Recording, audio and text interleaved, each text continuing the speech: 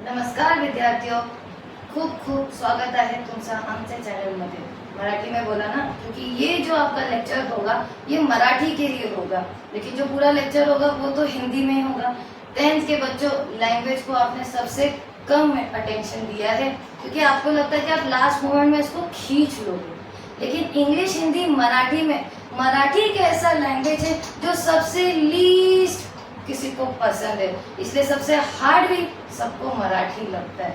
इसलिए मराठी में जो तैयारी होती है ना वो थोड़ी कम हो जाती है.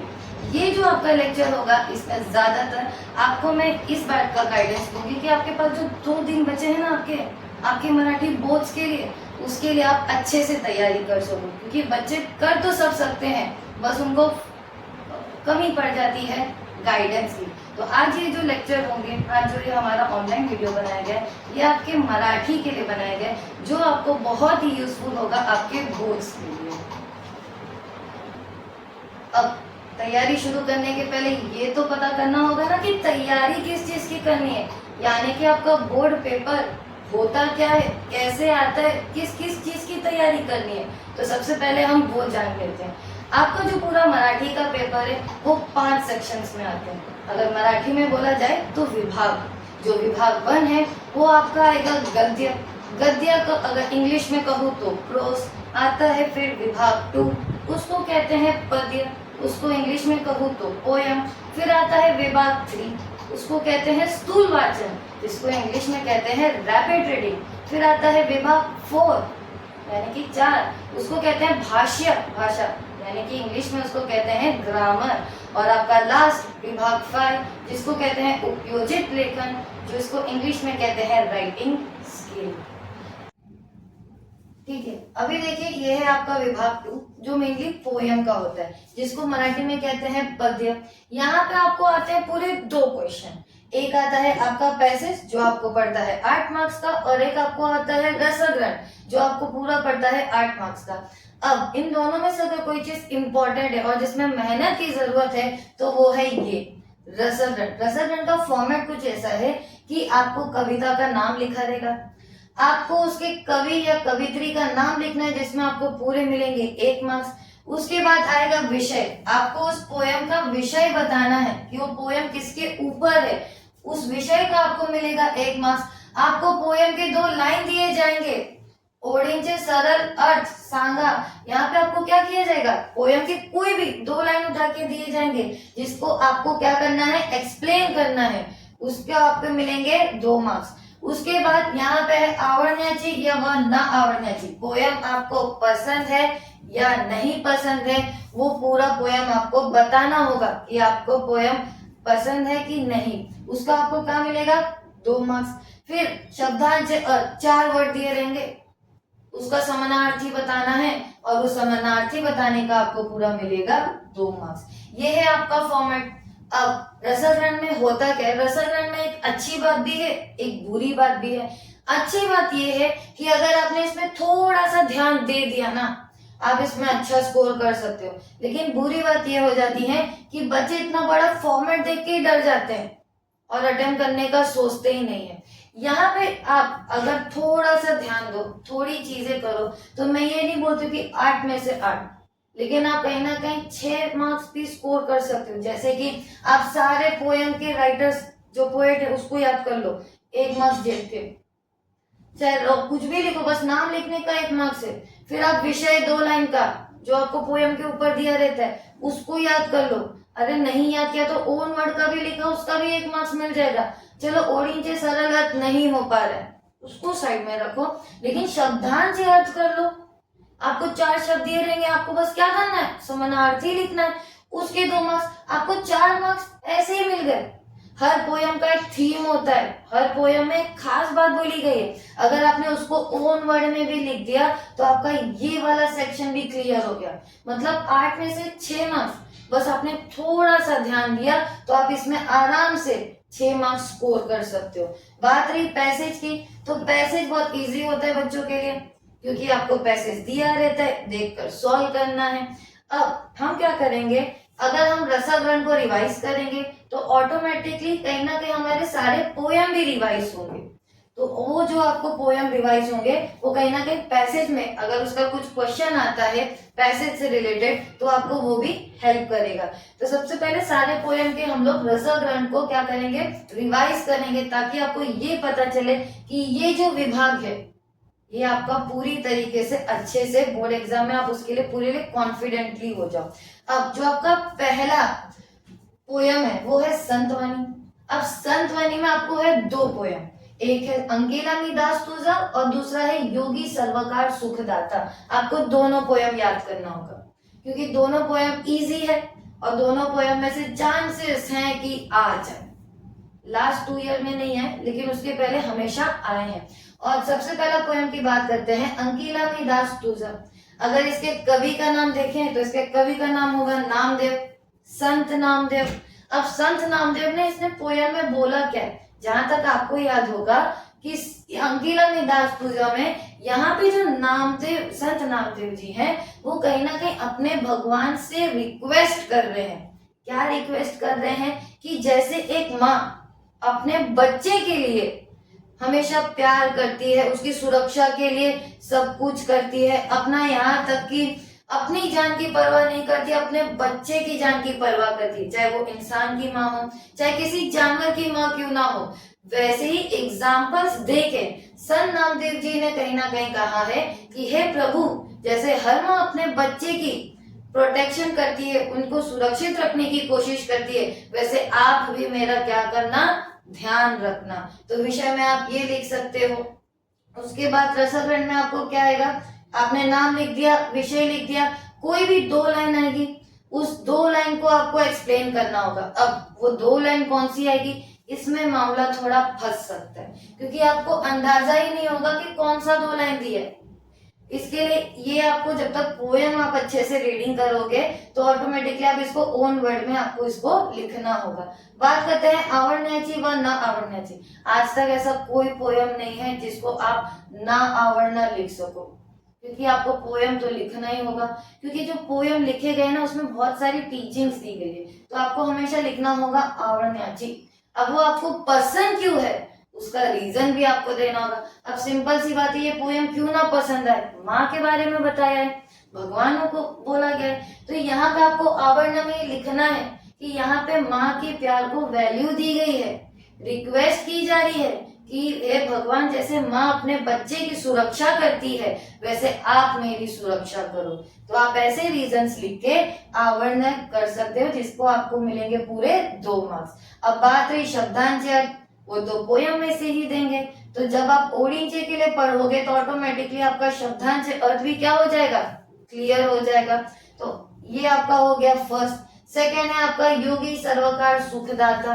योगी सर्वकार सुखदाता में इसमें कौन है, संत एकनाथ महाराज।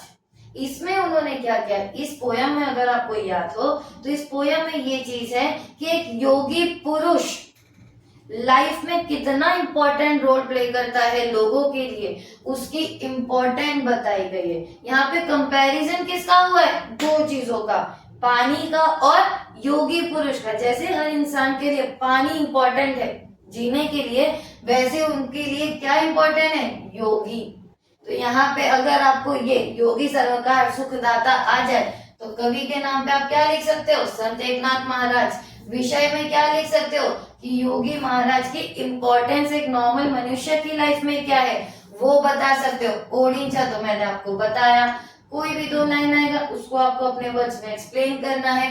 आवड़ना ना आवड़ना में आप ये थीम लिख सकते हो, जो पोयम का मेनली थीम है कि इस पोयम में जो योगी पुरुष है वो आपके लाइफ में इनर और आउटर कैसे आपको हेल्प करता है, आपकी लाइफ में आपको कितने प्रॉब्लम से निकालता है, आपको कितनी चीजें देता है, मन की शांति, नम्रता, सरल, गोड़, जो भी आपकी चीजें होती है वो आपको देता है। वो आपको लिख के बताना होगा कि आप इस पोयम को पसंद करते हो। शब्दांश सिंपल सी बात है, उस पोयम में आपको कोई भी 4 वर्ड दे रहेंगे, आपको समानार्थी लिखना होगा।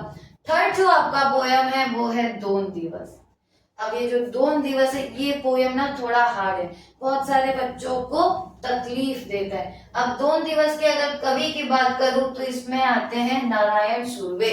कौन से पोएट आते हैं?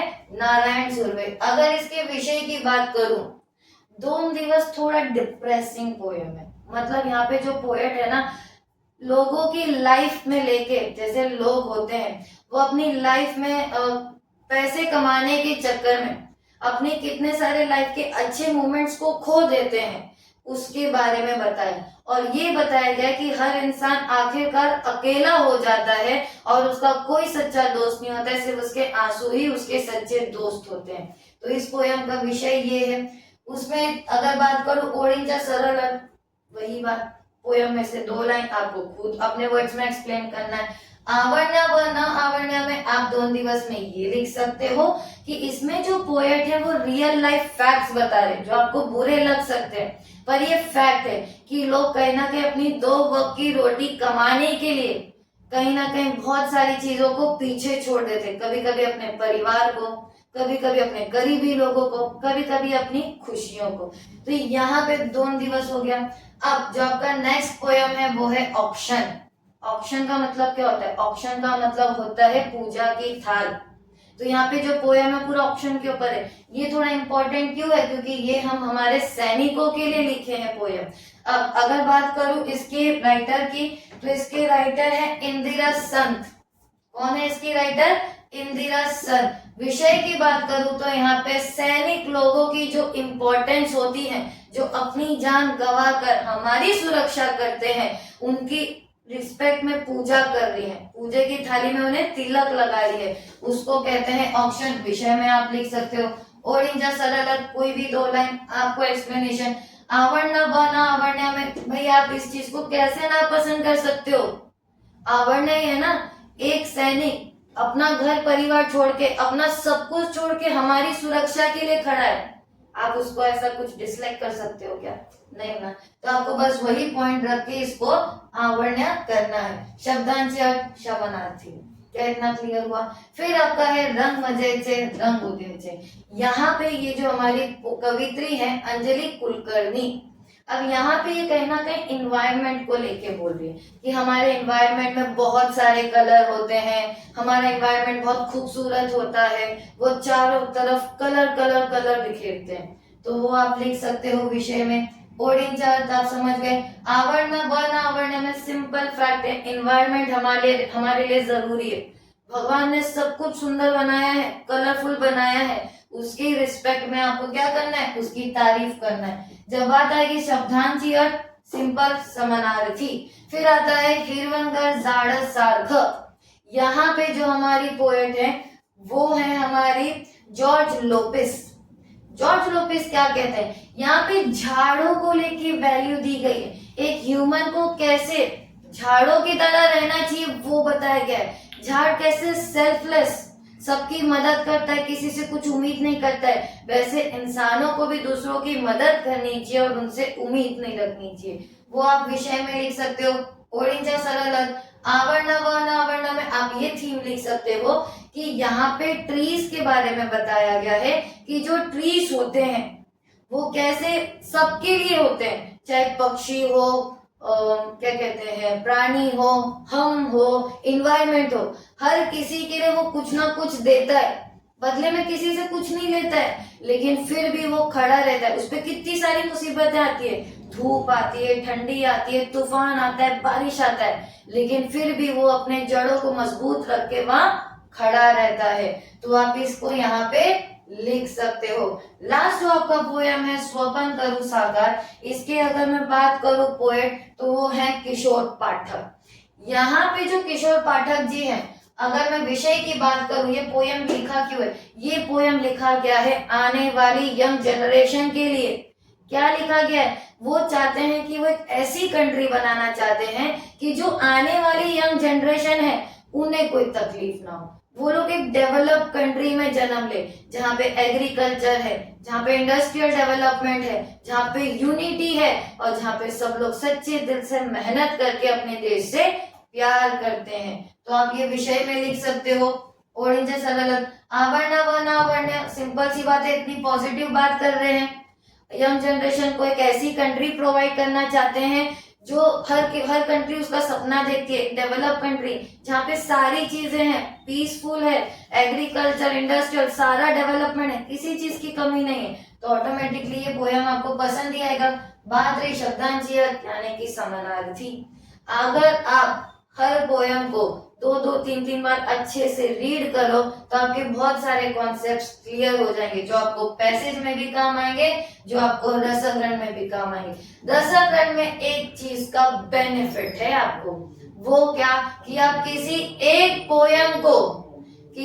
पोयम को ऑप्शन के लिए छोड़ सकते हो। जो पोयम आपको हार्ड लगता है उस पोयम को आप क्या कर सकते हो, स्किप कर सकते हो, क्योंकि रसग्रहण हमेशा दो में से एक लिखना होता है। तो इसमें ये बेनिफिट है। ये पूरा जो आपका विभाग 2 है 16 मार्क्स का आता है। अगर आपने थोड़ी चीजों पे ध्यान दिया तो एक तीर से दो शिकार कर सकते हो, रसग्रहण भी कर सकते हो और पैसेज भी कर सकते हो। आपको रसग्रहण सारे पोएम्स के कभी कवित्री विषय के साथ साथ थीम भी पढ़ना है, क्योंकि जब आप थीम पढ़ोगे तो उस थीम से आप कहीं ना कहीं पैसेज में अगर क्वेश्चन आया तो उसको अटेम्प्ट कर सकते हो। अगर आपको पोएम का रसग्रहण अच्छे से याद नहीं हो रहा है तो आप वो जो थीम याद करोगे आप उसको अवर्णा वर्णा अवर्णा में भी लिख सकते हो। इस सेक्शन में बस इतना ही करना है, उससे ज्यादा कुछ नहीं। अब हम नेक्स्ट सेक्शन देखते हैं। चलिए अभी हम लोग करते हैं विभाग 3, जो है आपका स्थूलवाचन। ये जो सेक्शन है ये ना थोड़ा हार्ड है, क्योंकि इस सेक्शन में आपको कोई हेल्प नहीं है। अगर आपको आंसर आता है तो आप लिखोगे, नहीं आता है तो नहीं लिखोगे। ये स्थूलवाचन आपके जितने भी 4 जो आपके चैप्टर्स हैं स्थूलवाचन के, उसमें से क्वेश्चंस आएंगे। यहाँ पे ये चैप्टर्स के नाम है, उस चैप्टर में से कौन से क्वेश्चन आएंगे वो यहाँ पे लिखे गए। अगर जैसे कि आपका फर्स्ट चैप्टर है मोटे होत असल्यालो मुलानो, ये वाला जो स्थूलवाचन है ये आपके भाग 1 में है। अगर इसके क्वेश्चंस की बात करूं तो टिप्पा लिहा में बार्क और डॉक्टर होमी भाभा के क्वेश्चंस पूछे जा सकते हैं, 2-3 बार पूछे भी गए हैं। इन दोनों में सिमिलैरिटी ये है कि अगर आप एक का आंसर पढ़ो तो आप दूसरा आंसर लिख सकते हो, क्योंकि दोनों एक दूसरे से जुड़े हुए हैं। अगर आप बार्क के बारे में लिखोगे वही सारी चीजें लिखोगे, Bhabha atomic research centre Homi Bhabha के नाम पर पड़ा है, अनुसंशोधन के ऊपर है, उतनी चीजें हैं। वही जब होमी भाभा का आंसर लिखोगे तो यही लिखोगे कि वो साइंटिस्ट थे, उनके नाम पे बाग पड़ा है, उन्होंने इंडिया में कहीं ना कहीं साइंस एंड टेक्नोलॉजी के स्टार्ट किया था, उन्होंने अपने पैर डाले थे। तो जब अगर आप इन दोनों आंसर्स को पढ़ोगे तो बहुत सारी चीजें आपको सिमिलर दिखेगी। तो इसमें आपको वो पॉइंट्स क्लियर करने हैं जिसमें दोनों के बारे में बताया गया है। फिर आपका सेकेंड इसमें अगर कोई क्वेश्चन आ सकता है तो वो ये है, स्काई इज द लिमिट। जैसे उस चैप्टर में आपको पता होगा कि एक इंसिडेंट बताया गया था।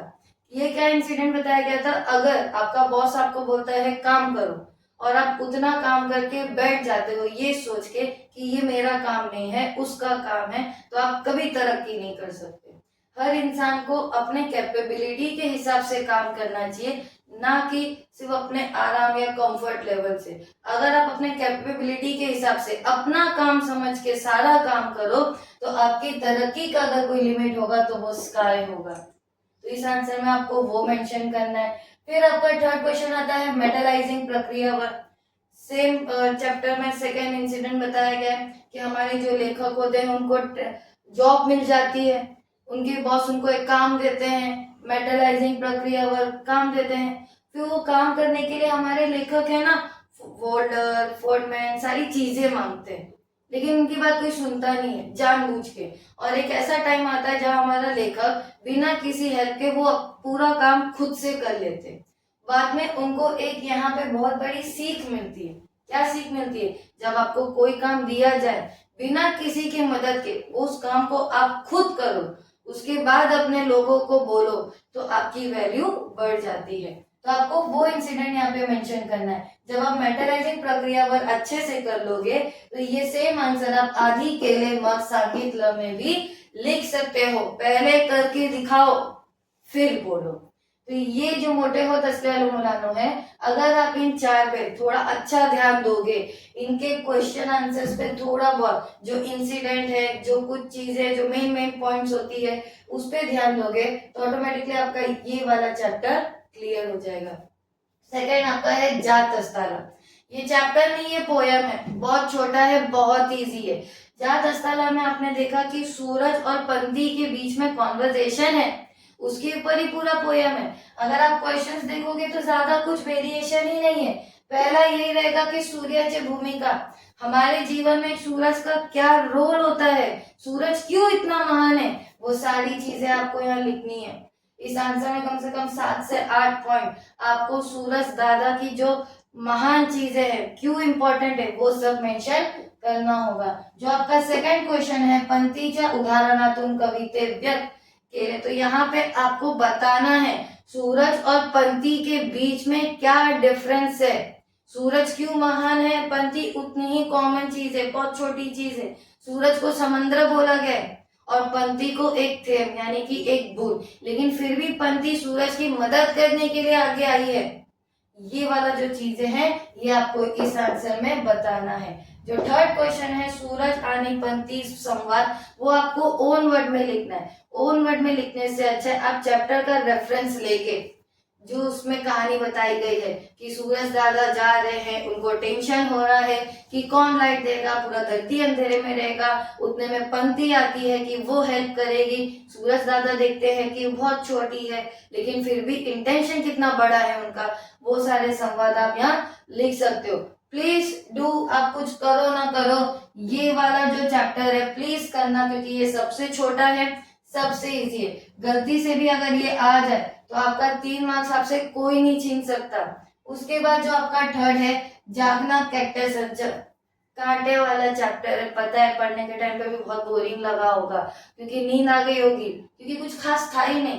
कैक्टस की तारीफ कौन करता है, लेकिन यहाँ पे लेखक ने किया है। एक कैक्टस में क्या खूबसूरती है, कैक्टस में भी क्या बड़प्पन है, वो यहाँ पे दिखाया गया है। यहाँ पे कैक्टस को जादूगर कहा गया है। जादूगर क्यों? क्योंकि जो काम कोई नहीं कर सकता वो कैक्टस कर सकता है। वनस्पति जैसा बड़ा पेड़ बिना पानी का नहीं रह सकता, पर कैक्टस रह सकता है। तो यहाँ पे पोएट ने बहुत सारी चीजें लिखी है जो आपको आंसर में डालनी होगी कि ये जो जादूगर क्यों कहा गया है। फिर जो थोड़े से पानी में कैक्टस अपने सालों साल निकाल देता है, वो आपको यहाँ पर बताना है। इस चैप्टर में ज्यादा कुछ नहीं, अगर आपने ये 2 चीज पढ़ ली, इस चैप्टर में अगर क्वेश्चन आए तो कैक्टस के ऊपर ही आएगा। और अगर आपने कैक्टस के कुछ इंपॉर्टेंट पॉइंट्स पढ़ लिए तो आपको ये पूरा, अगर इसके क्वेश्चन आए तो आप 3 मार्क्स का पूरा अच्छे से अटेम्प्ट कर सकते हो। उसके बाद लास्ट है व्यक्तिचे कोश।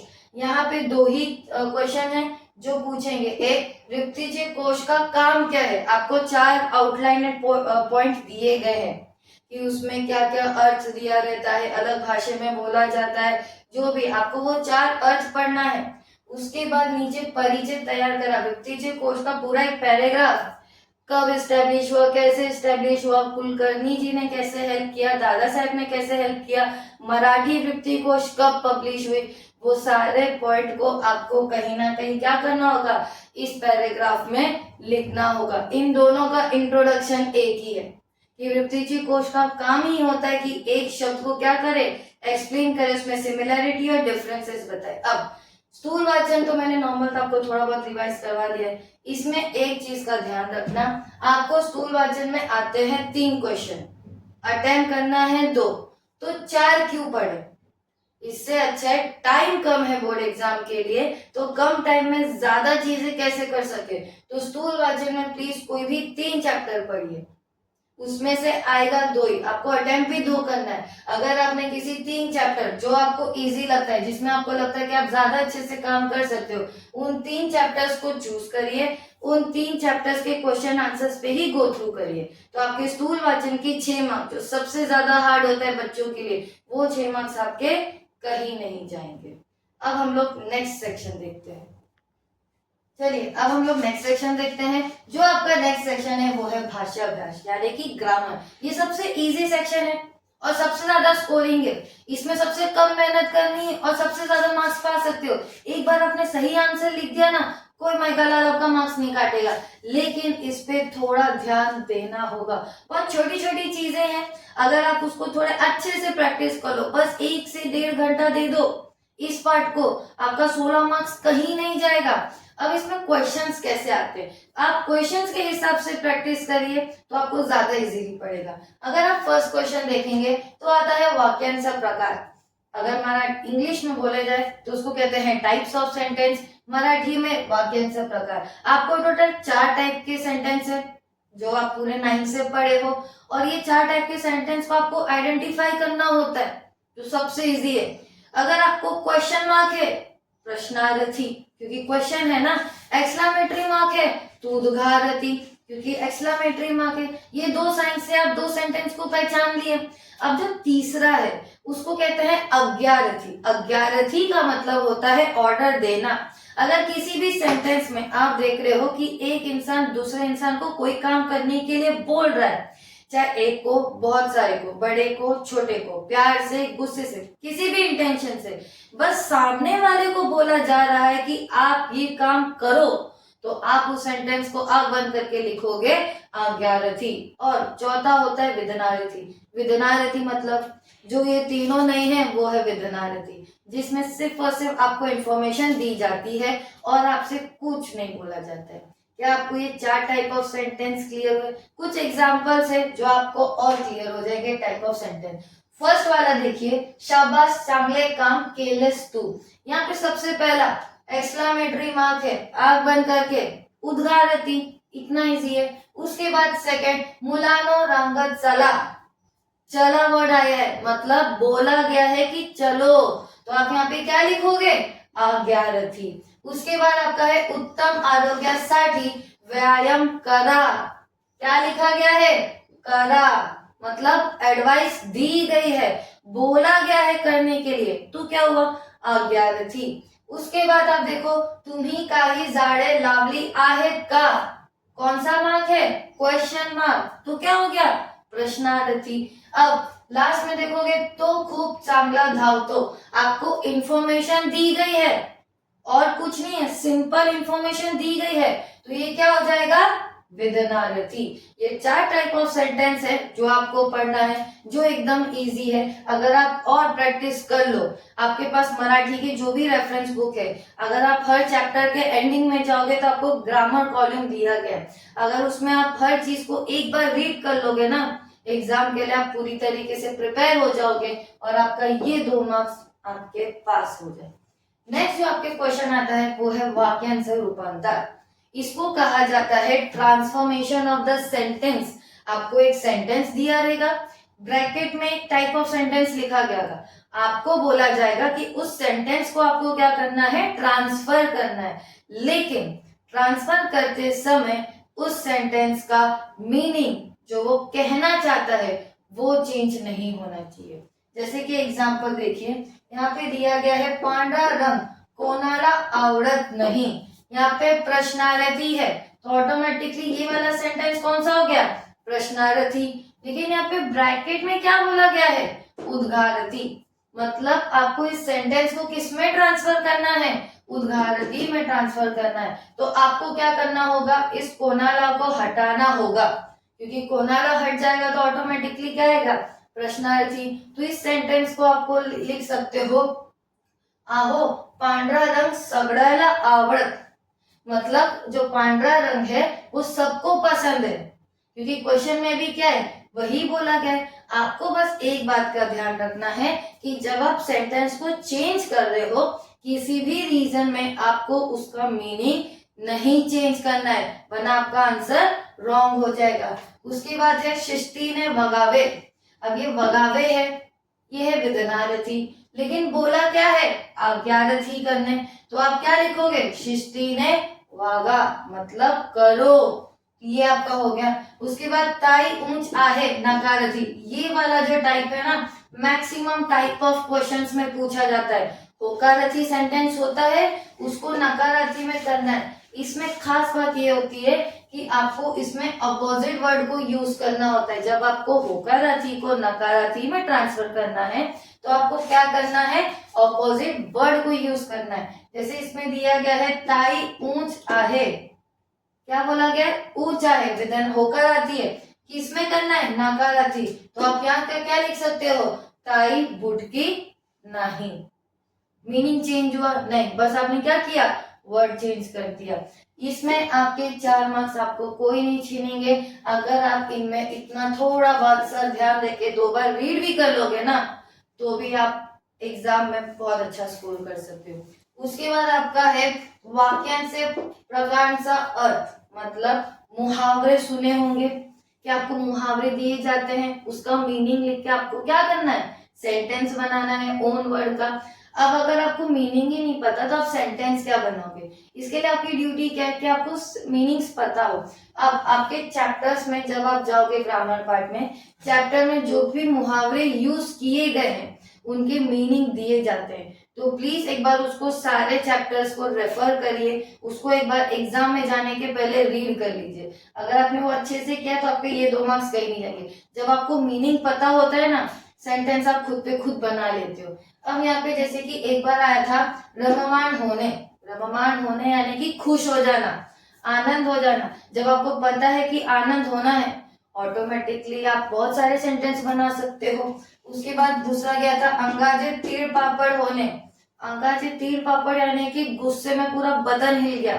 इसको आप मराठी में क्या लिख सकते हो, खूब संताप येणे, गुस्से में एकदम तिलमिला गए, आप इसके सेंटेंस बना सकते हो। आपको ज्यादा ध्यान किस में देना है, आपको ज्यादा ध्यान देना है कि जब आप ये पढ़ो तो आपको मीनिंग याद हो, क्योंकि जब एक बार मीनिंग याद हो जाता है तो ऑटोमेटिकली आप अपने जो सेंटेंस है वो भी बना लेते हो।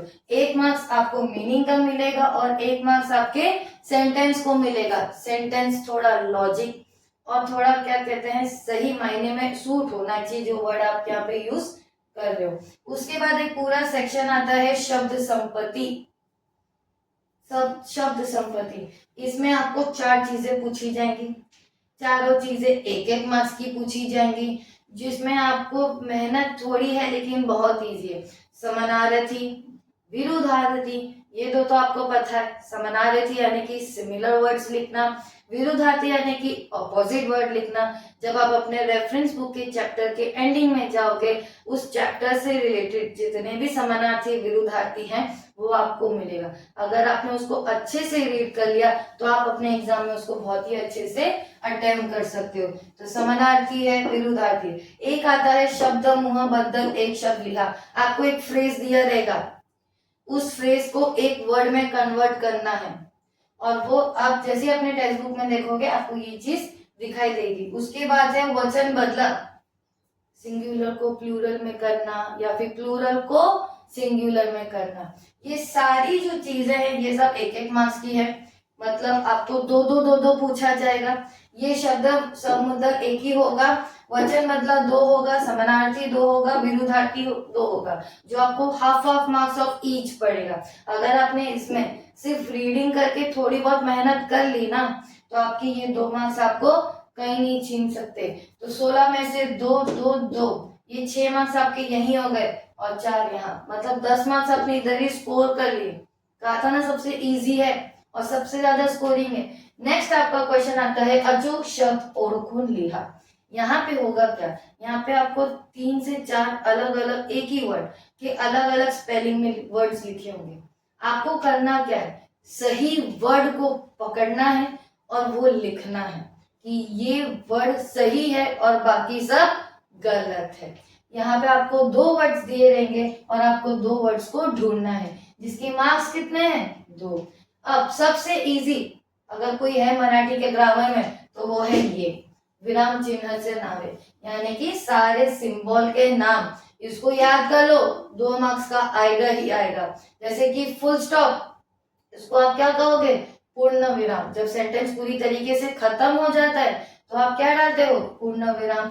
उसके बाद है अर्ध विराम, आधे सेमीकोलन, उसमें आप क्या यूज करते हो, अर्ध विराम। आपको ये याद रखना होगा, पूर्ण विराम, अर्ध विराम। उसके बाद कॉमा, स्वल्प विराम, जो आप 2 सेंटेंस को जोड़ते हो तो आप यूज करते हो। उसके बाद ये आपको दिखाई देगा, उसको क्या कहेंगे, अपूर्ण विराम।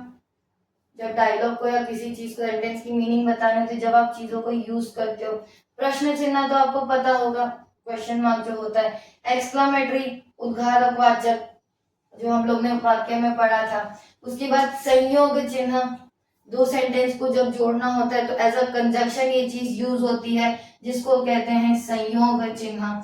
फिर एक वीरा अधवरण चिन्ह, यानी कि जब किसी के डायलॉग को आप लिखते हो, जब आप उसके ऊपर जो 2 कॉमा डालते हो तो उसको क्या कहेंगे, एककरी अवतरण चिन्ह। अगर आपने इसको थोड़ा अच्छे से रीड कर लिया तो ये 2 मार्क्स आपके बहुत अच्छे से आपको मिल जाएंगे। उसके बाद ग्रामर में बस इतना ही क्वेश्चन आता है।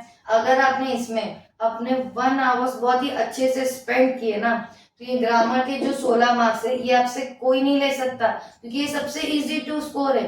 सामने वाला क्या सोच के मार्क्स काटेगा अगर आपने हर चीज सही लिखी है तो। बस आपको करना है थोड़ा सा प्रैक्टिस।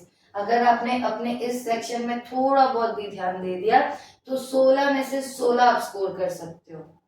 अब हम लोग नेक्स्ट सेक्शन देखते हैं। एंड तो ये अब देखते हैं विभाग 5, जो सबसे लास्ट सेक्शन है आपका। और इसमें है ना आपका मराठी का जितना भी ब्रह्म ज्ञान है, जितने भी आपकी सोच जा सकती है, जितनी भी मेहनत आप कर सकते हो, वो सब आपको यहाँ पे डालनी है।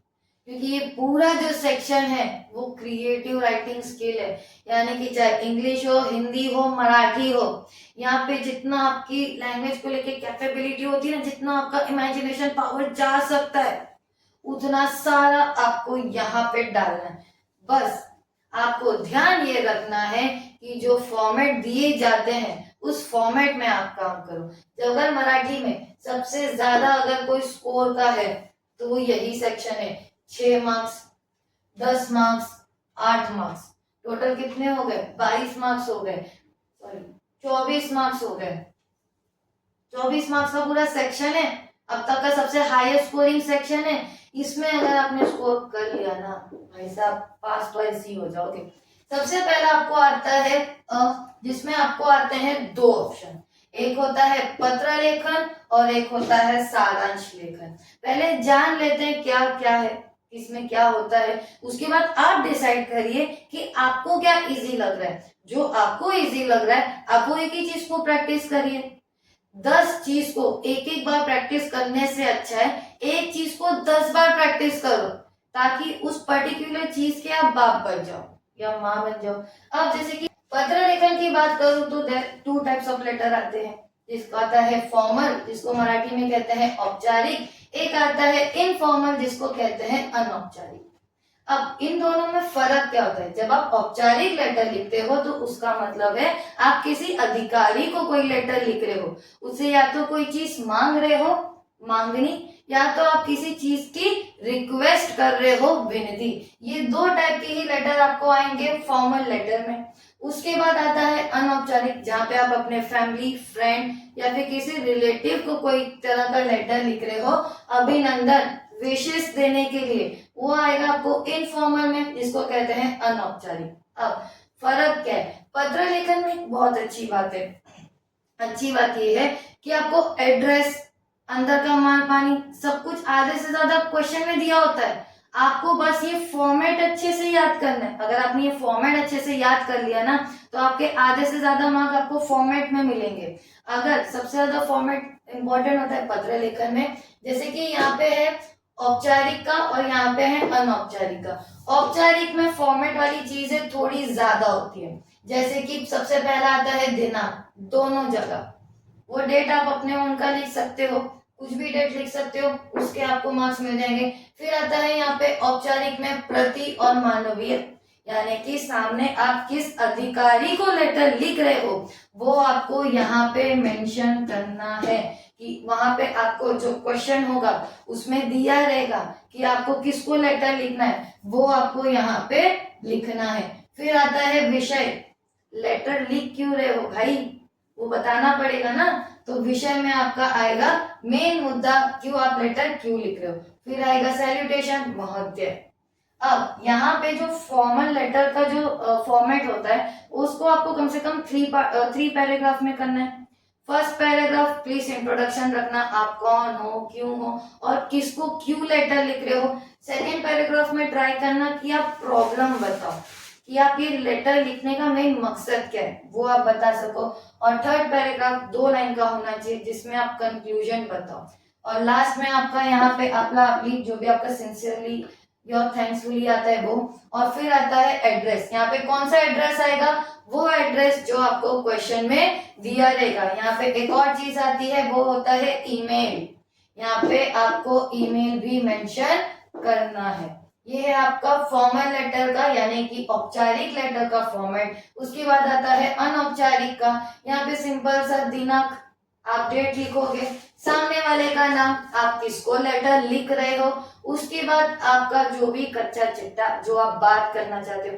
ट्राई करना कि ये जो फॉर्मल लेटर है आपका थोड़ा बड़ा हो, हमेशा एक पेज भरने का पूरा कोशिश करना। फिर नीचे आपका, आप जो लिखने वाला इंसान है उसका नाम और आएगा नीचे सामने वाले का पता।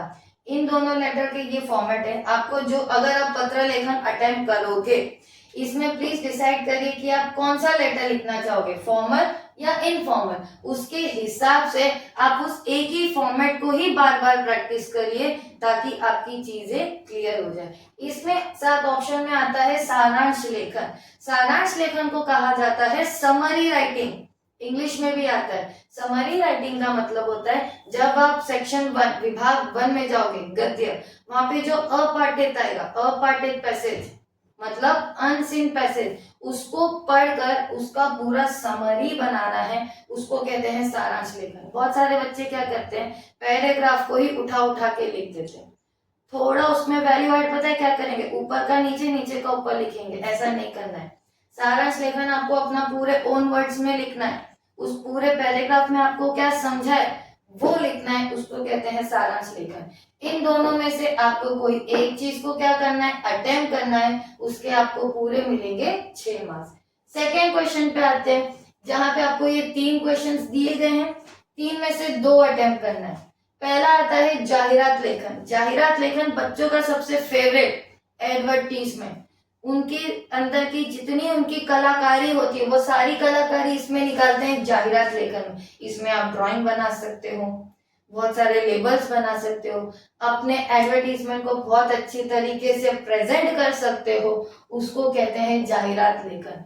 कभी कभी बच्चे फंस जाते हैं जब जाहिरात लेखन बनाने के लिए नहीं, क्वेश्चन आंसर में आ जाता है। आइदर आपसे क्वेश्चन पूछ लेंगे जाहिरात को लेके, आपको जाहिरात देख के आंसर लिखना है, या फिर वो खुद बोल देंगे कि जाहिरात को देख के आपको क्या करना है, क्वेश्चंस लिखना है। अगर आप जाहिरात प्रैक्टिस कर रहे हो, जरूरी है आप ये तीनों अलग अलग फॉर्मेट को प्रैक्टिस करो।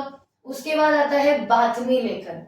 बातमी लेखन का मतलब होता है न्यूज रिपोर्टिंग।